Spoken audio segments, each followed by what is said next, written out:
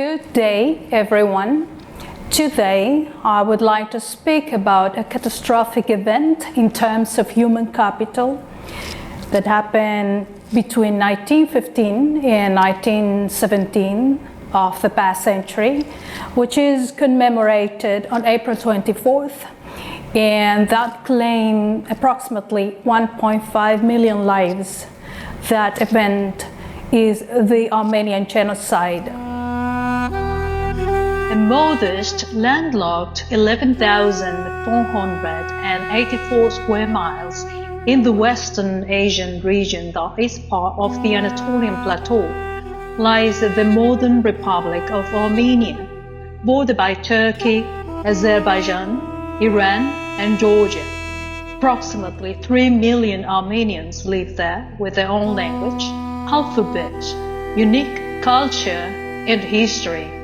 Around April 24th, 1915, the then Ottoman Empire feared that the minority of Christian Armenians would join forces with the Russians around World War I, and so they began prosecuting and executing Armenian leaders and intellectuals.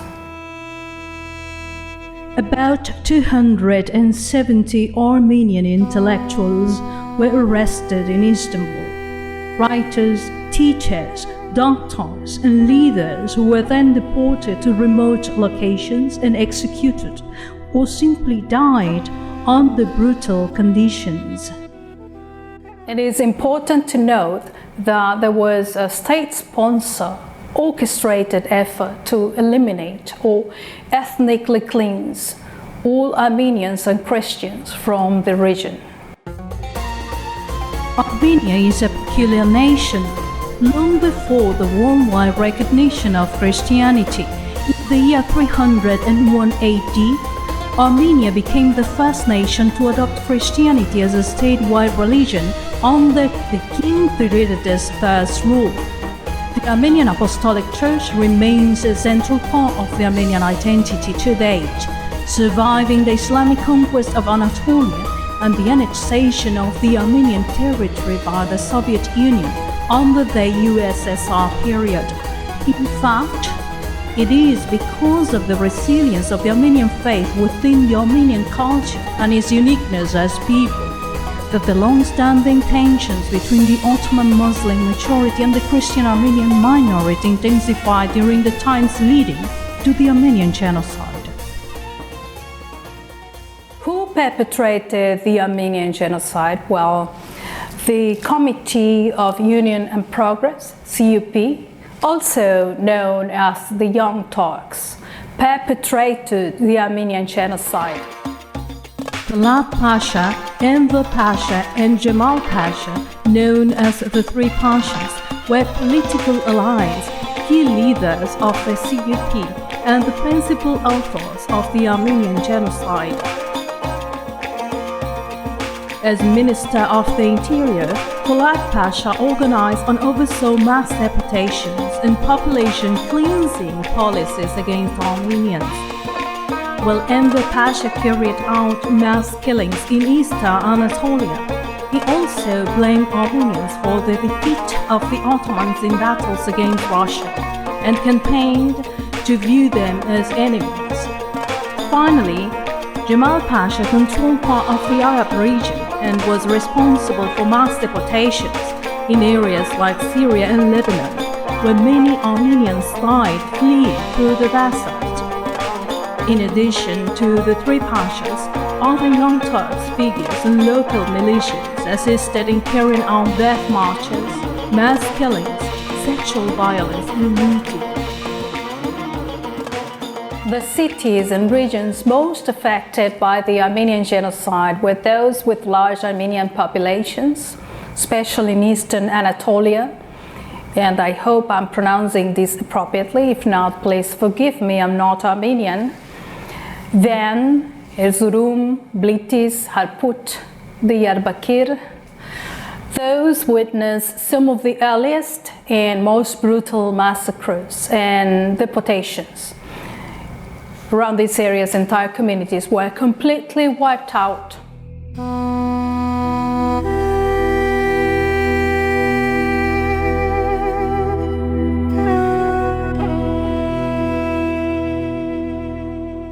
why am I doing this if I'm not Armenian?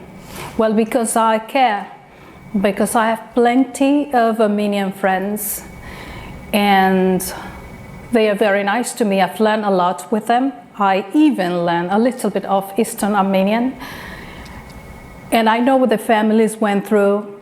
I've heard all the stories of the relatives, and it was just horrible. Horrible is the best way to describe it. There's nothing good about any genocide. There's nothing positive about it. This was just horrendous. It was massive. It was a clear and determined effort to eliminate Armenian blood from the region. It was also targeted because of the religions. The Turks were Muslim, Armenians were Christians for the most part. So this was really bad. And it must be remembered, and I do hope that someday the world will unanimously recognize the Armenian genocide so that at least there can be some peace about what happened.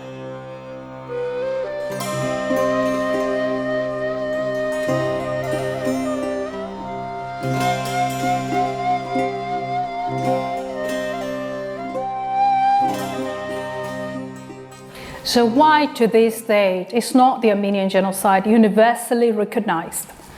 Well, this is because of a combination of political, diplomatic and historical reasons. Chief among them is Turkey's long-standing denial of the genocide as the successor state of the Ottoman Empire, of course. Turkey maintains the deaths were part of the broader chaos after World War I, which is unbelievable.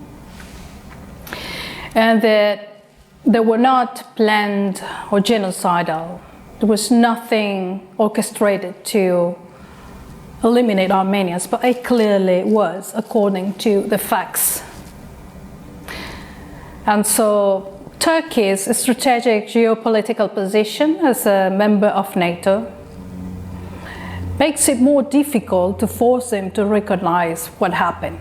And because they actively lobby for the genocide now to be recognized, so it just only has been recognized partially by some nations. And yes, the United States does recognize the Armenian genocide. In a historic statement marking the Armenian Genocide Remembrance Day on April 24th of 2021, President Joe Biden officially recognized the Armenian genocide, becoming the first US president to use the word genocide in describing the mass killings of Armenians by the Ottoman Empire during the First World War. Recognition is not just symbolic, it is seen as a moral and political step toward justice and historical truth. It also plays a role in preventing future atrocities by reinforcing accountability and countering denial.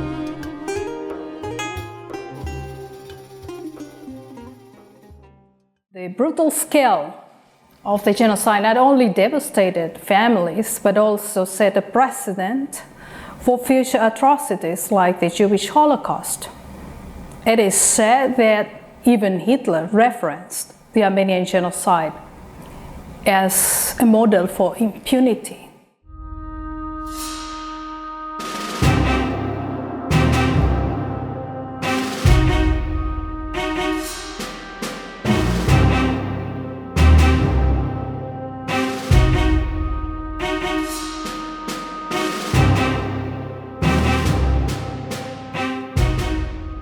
There have been through history many famous Armenians, some of them musicians and artists, overall celebrities who have been openly speaking about the Armenian genocide and warning humanity in regards to what happened. For example, Aurora Mardiganian was a survivor of the genocide, and she was one of the most influential witnesses. Atom Egoyan, an acclaimed filmmaker and directed a film called Ararat in 2002. Serj Tankian, as everyone probably knows, the lead singer of System of a Down, that wonderful Armenian band. Hiran Dink, who was a Turkish Armenian journalist that was the editor of the newspaper called Agos, I think, also talked about it, and unfortunately he was assassinated in 2007. And of course, everyone knows about the famous Francophone Charles Aznavour, who was a legendary artist and who spoke about the Armenian Genocide and used his fame to promote the actual facts.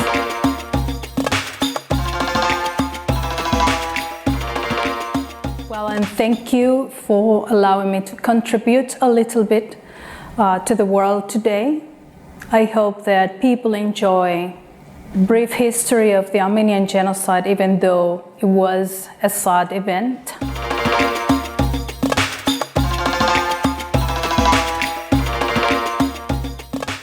And it's my hope that someday the world recognizes unanimously the Armenian Genocide and the Armenian people get the redemption they deserve.